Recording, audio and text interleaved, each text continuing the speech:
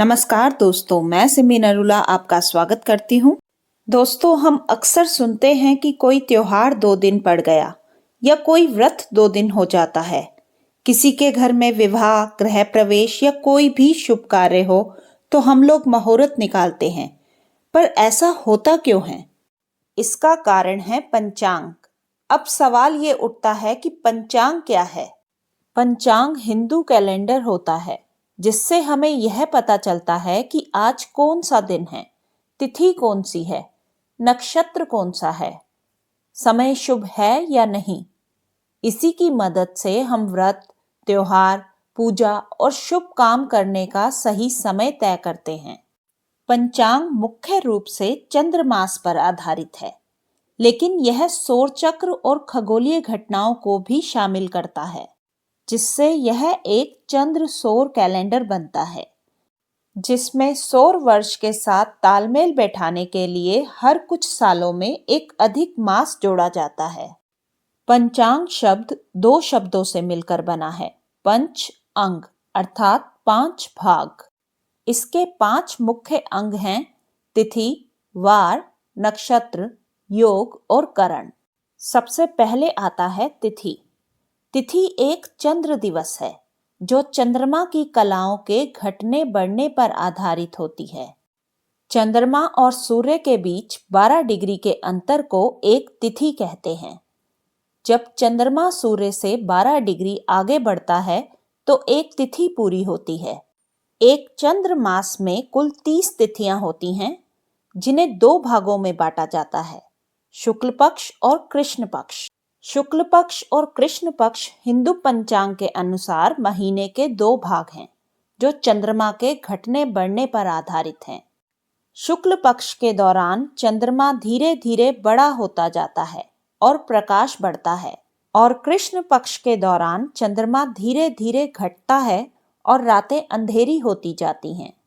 चंद्रमास की 30 तिथियों में से 15 तिथि शुक्ल पक्ष में होती हैं और 15 कृष्ण पक्ष में, जैसे प्रतिपदा, द्वितीया, तृतीया, चतुर्थी, पंचमी, षष्ठी, सप्तमी, अष्टमी, नवमी, दशमी, एकादशी, द्वादशी, त्रयोदशी, चतुर्दशी, पूर्णिमा या अमावस्या।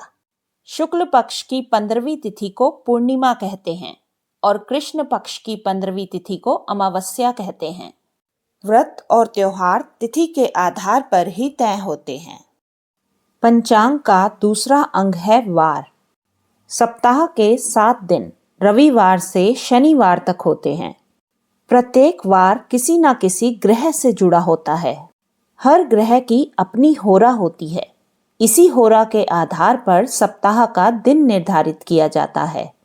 यदि पहली होरा सूर्य की है तो उसके 24 घंटे के बाद 25वीं होरा चंद्रमा की आती है। ग्रहों के आधार पर ही सप्ताह के दिन निर्धारित किए गए हैं। यदि पहली होरा सूर्य की है तो रविवार, चंद्रमा की होरा है तो सोमवार, मंगल की होरा है तो मंगलवार, बुध की होरा है तो बुधवार, बृहस्पति की होरा है तो गुरुवार, शुक्र की होरा है तो शुक्रवार, शनि की होरा है तो शनिवार। पूजा, उपवास और ग्रह शांति में वार का बहुत महत्व है। पंचांग का तीसरा अंग है नक्षत्र। आकाश में दिखने वाले तारों के समूह यानी तारामंडल को नक्षत्र कहते हैं। चंद्रमा जिस नक्षत्र मंडल में स्थित होता है वही उस दिन का नक्षत्र होता है।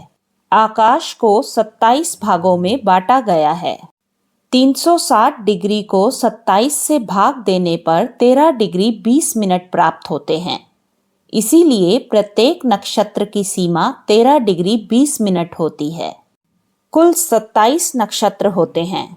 अश्विनी, भरणी, कृतिका, रोहिणी, मृगशिरा, आर्द्रा, पुनर्वसु, पुष्या, अश्लेषा, मघा, पूर्व फाल्गुनी, उत्तर फाल्गुनी, हस्ता, चित्रा, स्वाति, विशाखा, अनुराधा, ज्येष्ठा, मूल, पूर्वाषाढ़ा, उत्तराषाढ़ा, श्रवण, धनिष्ठा, शतभिषा, पूर्व भाद्रपद, उत्तर भाद्रपद और रेवती। इसके अलावा एक 28वां नक्षत्र भी होता है जिसे अभिजीत नक्षत्र कहते हैं। जन्म कुंडली, विवाह, यात्रा और शुभ कार्यों में नक्षत्र को देखकर ही निर्णय लिया जाता है। पंचांग का चौथा अंग है योग। सूर्य और चंद्रमा की संयुक्त स्थिति से बनने वाले फल को योग कहते हैं। कुल 27 योग होते हैं। विषकुंभ, प्रीति, आयुष्मान, सौभाग्य, शोभन, अतिगंड, सुकर्मा, धृति, शूल, गंड, वृद्धि, ध्रुव, व्याघात, हर्षण, वज्र, सिद्धि, व्यतिपात, वरियान, परिघ, शिव, सिद्ध, साध्य, शुभ, शुक्ल, ब्रह्म, इंद्र और वैधृति। योग से दिन की शुभता और अशुभता का ज्ञान होता है। पंचांग का 5वां अंग है करण। एक तिथि के 2 भाग को करण कहते हैं। एक करण चंद्रमा और सूर्य के 6 डिग्री के अंतर के बराबर है। कुल 11 करण होते हैं जिन्हें 2 भागों में बांटा गया है, चर करण और स्थिर करण। कुल 11 करण में से 7 करण चर होते हैं और 4 करण स्थिर होते हैं। चर करण हैं बव, बालव, कौलव, तैतिल, गर, वणिज और विष्टि, जिसे भद्रा भी कहते हैं। स्थिर करण हैं शकुनी, चतुष्पद, नाग और किंस्तुघन। विष्टि या भद्रा करण को विशेष रूप से अशुभ माना जाता है। पंचांग के इन्हीं 5 अंगों से किसी भी दिन का पूरा धार्मिक और ज्योतिषीय महत्व समझा जाता है। अगर आपको मेरे द्वारा दी गई जानकारी पसंद आई तो मेरे चैनल को लाइक और सब्सक्राइब करें। बेल आइकन दबाना मत भूलिएगा। नमस्कार।